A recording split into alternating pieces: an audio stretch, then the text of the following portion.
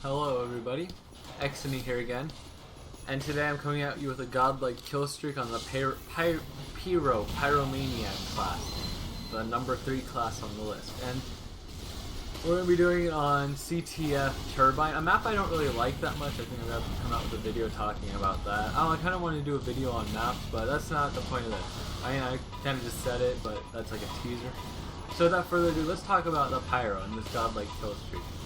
I'm using your standard, Pyro loadout, for the insta-crit with the flare gun, the quick switch with the degreaser, and my personal favorite Pyro weapon, the back scratcher, because this is a 24/7 Turbine server. So I'm just going to hang around these health packs and just wait for people to come to me, because it has fast respawns on. So people are just going to be walking out into this middle area, just all willy-nilly, waiting to die. So that's the plan here. We're playing a lot more reservedly, like I said in the live commentary kind of video. I'm not going to be rushing in to fight people. I'm going to be waiting for people to come to me, because the Pyro is, in reality, a lot more of an ambush class if you want to play offensively. Because in a close quarters battle, or just in any battle with someone who's good, you're going to lose. Because a spy, or maybe not spy, well, a spy who knows how to aim his revolver can take you out. A scout who knows how to aim a scattergun will take you out, and you can keep his distance really well too. Soldier can just use a shotgun. You're pretty outclassed against someone who knows what they're doing as the Pyro. Because as good as the class is, you still have a lot of downsides. Because a lot of classes can just do things that stop you. Because you have an incredibly short range as Pyro. You have the length of your flamethrower, your air blast, and in this case a flare gun. Which is good for distance, but you're not likely to hit too many things. So yeah, I'm kind of just hanging out in this main room, circling around those 2 health packs, using my back scratcher to give me extra health from them, which is really nice, and just waiting for enemies to come to me. That was a really nice shot right there too. Like, good job, me. Anyone else clapping? Oh, well, whatever. So the reason a lot of people, or I'm sure you all know this loadout pretty well. You've seen it like every Pyro and their grandma running it. The flare gun, because with the degreaser, you get a little bit less damage, I think, and a little bit less afterburn damage. But you get a 60% faster weapon switch speed, which is incredible. I mean, look at my weapons. It's like, you want a flare gun? Boom, there's a flare gun. You want a degreaser? Boom, degreaser. Back scratch, just out all the time. So it's not truly all that great on its own because of less damage, but it's really good with what I'm pairing it with, the flare gun. Now the flare gun is an incredible weapon because it has one little mechanic in it. Well, first off, it's a long range weapon for the Pyro, which is really nice, but that's not what I'm using it for. I'm using it for the guaranteed crit on burning players, which means if I light someone on fire, I can shoot them with it and it does a guaranteed 90 damage. Plus afterburn, so most light classes are gonna die. It's just simple. So if you get caught out by a Pyro when you're playing like Scout, he lights you on fire, he puffs you, tags you with the flame, pushes you in the air with the air blast, and hits you with the flare, you're just probably gonna die. Because there's not much you can do in that situation. Also, because the air blast just kind of knocks you off, like it takes away any air control you may have had before that. So yeah, it's a little good, just a little bit. So that's all cool and dandy, but why are you using the back scratcher? I mean, that weapon doesn't seem all that great. I mean, it looks like a rake, which is really cool. I mean, one of the coolest looking weapons in the game. I mean, I like it a lot, personally. But the reason I use the back scratcher here, I think I mentioned this already, is just because I'm not expecting there to be a lot of medics on this map. This is 24/7, 32 player map. So everyone's just going to be going for kills. So I'm just circling around this middle area on Turbine and just waiting for those health packs to spawn. Because with the back scratcher, a medium health pack becomes almost a full health pack. And that's just pretty good. Also, it does bonus damage and it's just satisfying to hit people with it. And random crits are on, so it does 244 damage every hit, theoretically, if you crit. So, it's my personal favorite Pyro weapon. Just, it looks cool too, it's a rake with blood on it inside. So, speaking while I'm playing reservedly, See, I'm waiting for people to come to me here. I'm not rushing into their sentry guns. I've done that already. This is 32 player, fast spawn. There's gonna be sentry guns. There's probably like 3 sentry guns in there right now. I don't know. I'm not gonna walk in there because I don't want to die. So I'm just hanging out in this middle room, controlling it. Not letting the scout get away, I hope. Please, get him. No? No, okay. What about this guy? You gonna get him? Alright, good. See, I went in for the back scratcher after that, just if there was any more damage to clean up on him. And look at that health pack bringing me almost all the way back up to full health. That's the power of the back scratcher right there. That scout got dropped.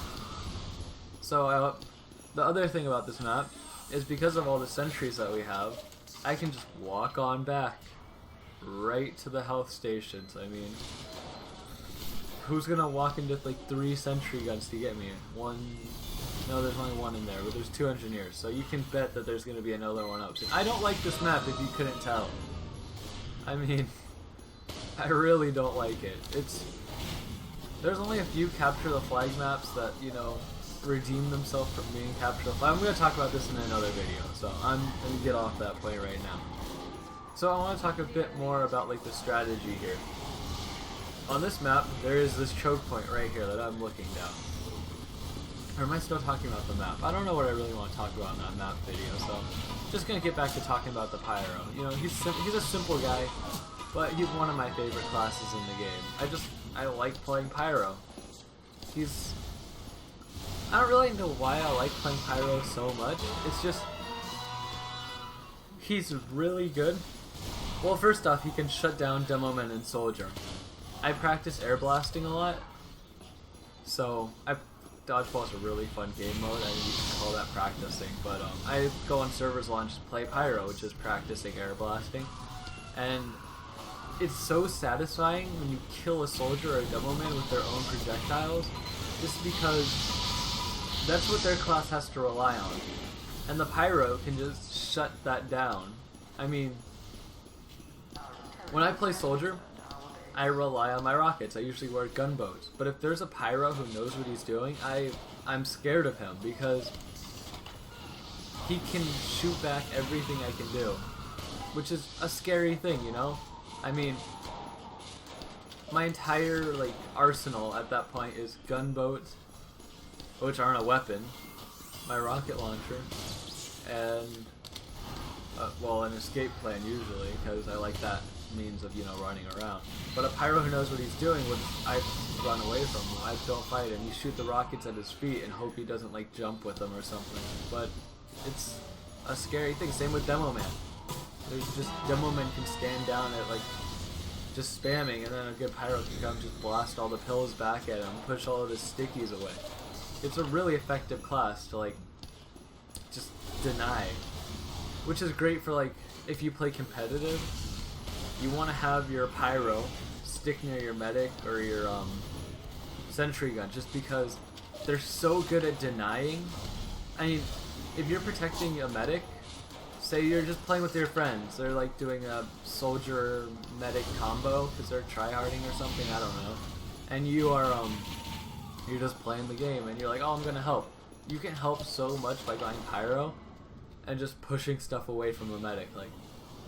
Because the medic only has 150 health, he's kind of squishy, so if he has that extra bit of defense from the Pyro's air blast, it's incredible. Also, if someone Ubers into you, you can just push them away.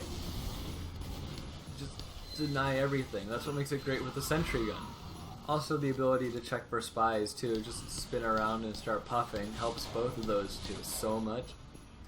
But I'm not helping the engineers on this map, because there's too many. That's how these capture the flag maps go. You have upwards of like 20 engineers.